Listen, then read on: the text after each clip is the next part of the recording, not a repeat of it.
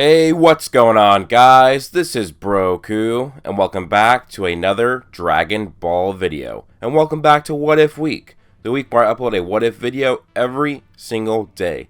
Today's video will be What If Gohan was trained by King Kai, Part 5, or this is the finale as well. So my goal for this What If week is to hit 1,000 likes on all of my What If videos. If we can get this goal together, then that will guarantee another What If week in the near future. But anyways, guys, I'm going to give you a summary of the previous part, but if you would rather just watch the videos, a link to all the previous parts will be in the description, and if you don't need a summary, then here's a timestamp so you can just skip ahead past the summary. But I assume a lot of you guys are going to need the summary because I have not done a part of this in over a month, so it's probably going to be a little fuzzy. But anyways, guys, what happened in the last part is that Gohan essentially became evil and corrupt with his power. He would eventually kill Beerus and became a very tyrannical ruler. But Goku would take a stand against him. He was just holding Gohan off until the main hero would arrive, and that was Jiren. And Jiren defeated Gohan. The Grand Priest would eventually wind back time, essentially hitting the reset button. Gohan was now back to the point of after the Buu saga, where he's still insanely strong and the leader of the group, but he still had assassinated Vegeta. After being confronted by Jiren, and Jiren telling Gohan all the things he did in that timeline, Gohan would then go back to Trunks and Bulma and apologize to them.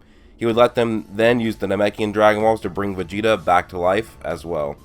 As time passed, Gohan continued to train and would get much stronger. He even trained Goten to get him stronger, and Goten would become a valiant warrior himself. Vegeta and Gohan would eventually make amends, with Vegeta actually apologizing for what he did. This would lead to the Battle of the Gods arc still happening, but with Goku still being dead, Beerus would come straight to Earth anyways, and not going to King Kai's planet, and which Gohan would try and face off against the God of Destruction, but of course it would be to no avail. Gohan would have absolutely no chance against Beerus, no matter how much he trained. He would need the Super Saiyan God form, and he would need the God Ki. An interesting thing here is that there wouldn't be enough Saiyans around for Gohan to go Super Saiyan God, as there would only be 4, Gohan, Vegeta, Goten, and Trunks, even though 6 Saiyans are needed for this. But, thankfully in this timeline, Gohan still continues with his schooling, and as Videl recognizes Gohan as the hero who defeated the weird looking creatures such as Deborah and Spopovich, she would still develop a relationship with Gohan and would see him as a hero, thus eventually leading to Videl's pregnancy. But that's 5 Saiyans. Who would be the 6th Saiyan that would be needed for this transformation? Well, Goku. He is dead, but he would likely be allowed to return to Earth with something this dangerous and crazy going on, especially with how good Goku is and how many times he saved Earth and even the galaxy or more. So with Goku returning, they would do the Super Saiyan God ritual on Gohan, thus making Gohan an insanely strong warrior, and much stronger than what Goku was originally as a Super Saiyan God in the main Dragon Ball Super timeline. Gohan gives Beerus the fight he wanted, and it definitely satisfies him for sure. Gohan would then absorb the God transformation into his base form and would become very, very strong. At this point, Gohan becomes similar to the Gohan that was featured in my What If Future Gohan Went Back in Time video, so he's going to be similar in power and sort of similar in story arc, but I'm going to make it a little bit different because it'd be boring if I made it exactly the same. Gohan would spend time studying, but also spend time training with Whis for a long time. Gohan would then gain the Super Saiyan Blue form, and he has by far the highest potential of the Saiyans in the Z Fighter group, so it makes sense that he's going to get far stronger than whatever Goku Blue and Vegeta Blue were in Dragon Ball Super, as Gohan has always been known for his high potential.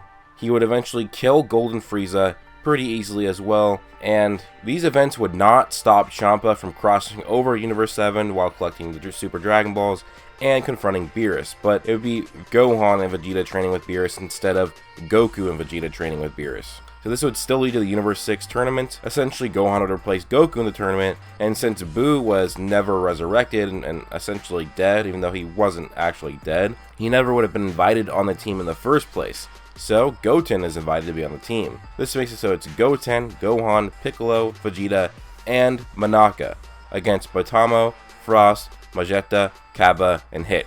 Gohan still starts first like Goku would, and it would go the same in that he would defeat Botamo, which is kind of like what happens in the Tournament of Power anyways, Gohan eliminating Botamo in the Dragon Ball Super Tournament of Power. Except Gohan wouldn't be defeated by Frost's cheating attack in this.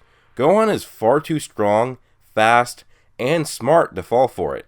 So Gohan defeats Frost, and then he also runs through Vegeta and Cabba. Unfortunately for Cabba, Gohan does not have the motivation to teach Cabba, and especially teach him Super Saiyan. He just wants to keep his Earth, so Gohan quickly defeats Cabba without even really trying. And now we get Gohan facing off against the legendary assassin, Hit. And now I know what you guys are already trying to predict what I'm going to do with this fight.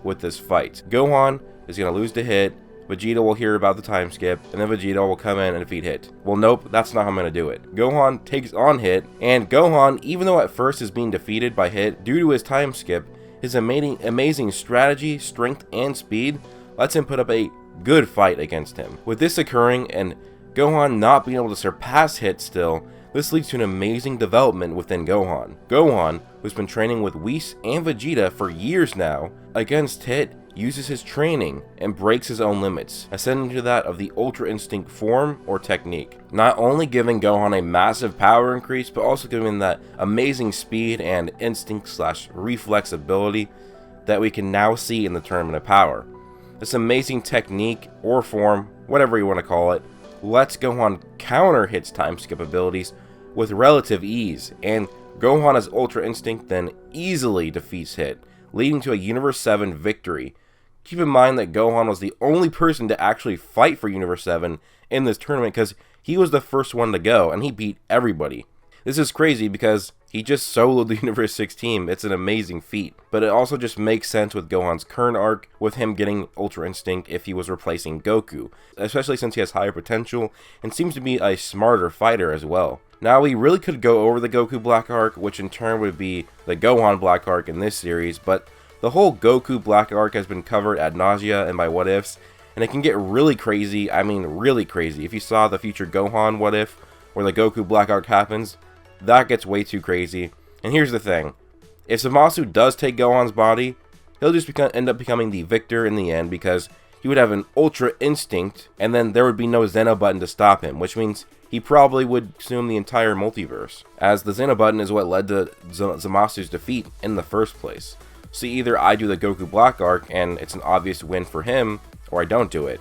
So I'm deciding not to do it. This would lead to the Tournament of Power then, since Zeno would still meet with Gohan at the Universe 6 tournament, which, seeing that tournament, still gave him an idea for a multiversal tournament. Plus, Zeno had been planning to erase the universes anyways, so it just works out. Now, a decent amount of time takes place between the Universe 6 tournament and the Tournament of Power. This means Gohan gets a decent amount of time to work on the Ultra Instinct form that he gained. Working on it with Whis would provide vast improvements. Instead of the Goku vs Jiren Juggernaut matchup in the Tournament of Power, we will get Gohan vs Jiren. But Gohan at this point has near mastered Ultra Instinct and had gotten very strong. Even in his blue form, he is much stronger than what Super Saiyan Blue Kaioken times 20 Goku was. So when Gohan does turn into Ultra Instinct against Jiren, I do believe that he would be more than enough to take him on, and not even really be that close of a fight. As look at the fight between Ultra Instinct Goku and Jiren in the Tournament of Power in Dragon Ball Super. It was a closer fight even though Jiren was suppressed, and we don't know how suppressed he was, but this Gohan is so much stronger than that Goku, I think he can defeat him. Of course, I could end up being wrong, and we find out Jiren isn't even using 1% of his power, or even has a transformation, but this is just based on what I can go on now. So, Ultra Instinct Gohan would defeat Jiren, this leaves the Universe 7 surviving, and then they would get their wish. Now, I'm going to leave the wish up to you, up to your guys' own interpretation of what you think would happen. Will they try and wish the universes back, or do a more selfish wish? Let me know down below what kind of wish you think they would do. I hope you guys did enjoy this What If series. This is a pretty good one for me, and I did like this one. It did get a little crazy with the evil Gohan thing, but I want to do that just for fun, and then I just basically erased it so it was more accurate, but that was just a more for fun part. But anyways, guys, don't forget to like this video. Remember, 1,000 likes guarantees another What If week in the near future. Also, comment down below, subscribe, and turn on notifications to see more of my videos. And don't forget to join my Discord, that's linked down below, and follow me on Twitter. Thanks to my Patreon supporters, Jiraj Payton, the awesome guy only sports Broku on Patreon, and Zach Rotaku. And thanks to all my Super Saiyan 2s, Israel Flores, Mystic Ghoul, Darius, Badass Thug, Griffin Jacob, Dutch Gamer Monkey, Sin Overlord, Connor Trigg, Locke, and Gerald Herbert. Thank you guys so much for all the support. It really does mean a lot. I hope you guys all have an amazing day. Peace out.